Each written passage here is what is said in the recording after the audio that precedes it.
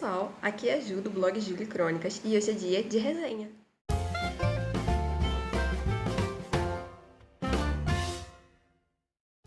A resenha de hoje é sobre o livro O Fator Melquisedeque, este livrinho aqui, que é bem antigo. Ele foi escrito quando eu ainda era criança, ou seja, faz bastante tempo, mas a mensagem dele continua bem atual, então super recomendo. A ideia central do autor, quando ele escreveu esse livro, com este nome, era falar sobre como Deus se revela de formas diferentes a diferentes culturas. E aí ele divide entre o fator Melquisedeque e o fator Abraão.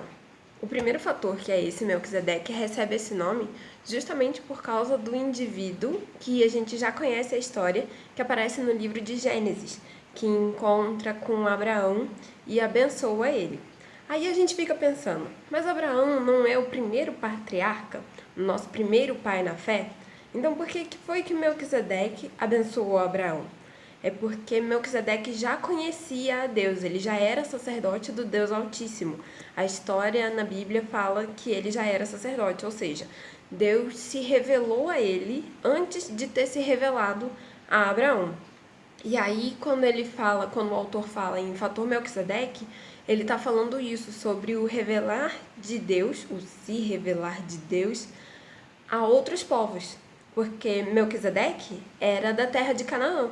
E a gente conhece pela história bíblica que a cultura deles era meio diferente, meio complicadinha. Diferente do que era a realidade de Abraão.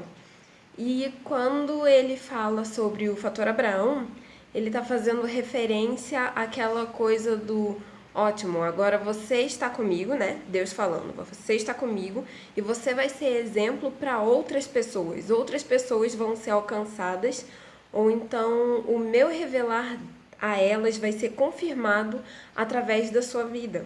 Quando a gente lê a passagem em Gênesis, acho que é capítulo 12, ou é o 14, sempre confundo, que diz que fala da promessa que Deus fez a Abraão, fala que em ti serão benditas todas as famílias da terra, e começa num versículo antes e vai até o seguinte, acho que o 2 e o 3. E ele dá destaque para essa parte da promessa que diz: em ti serão benditas todas as nações, todas as famílias, na verdade. E esse é o ponto do fator Abraão. E então o livro é cheio de exemplos incríveis e impressionantes, a começar pelo de Paulo, quando ele chegou e encontrou os atenienses e viu o altar ao Deus desconhecido. Ele olhou e disse: é desse Deus desconhecido que eu vim falar, sabe? Esse revelar assim. E aí o autor dá vários exemplos de várias outras culturas, de tribos perdidas no meio do caminho para lugar nenhum, no cruzamento com nada, coisas assim, sabe? Mas que a referência de história de criação desse povo é uma história que tem referência na nossa história de criação como humanidade. São coisas incríveis. E aí ele usa também exemplo de um desses povos que morava aqui na América Latina, que eu sempre confundo, Inca, Maia, Azteca, um desses teve o conhecimento de Deus e começou a trabalhar nessa coisa da religião, mas não puderam se desenvolver. E aí a gente vê o porquê. Ele aborda vários temas e também sobre o início desse trabalho missionário, do ID, o que Jesus disse para os apóstolos quando ele subiu aos céus, né? Que anunciais o evangelho tanto na Judéia quanto em Samaria e até os confins da terra.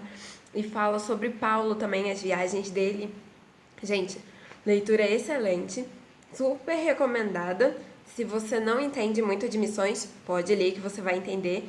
E se você ama missões, esse livro é obrigatório. Ele é super fininho, aqui. Quantas páginas ele tem? Umas 100 e um pouquinho. 172. Então a leitura é bem rapidinha. Eu achei bem fácil de ler, bem simples. E foi uma das melhores leituras desse ano. Então tá aqui a recomendação de hoje. Por hoje foi isso. Espero que vocês tenham gostado. Não deixem de se inscrever para receber sempre notificações. E eu vejo vocês no próximo vídeo. Tchau!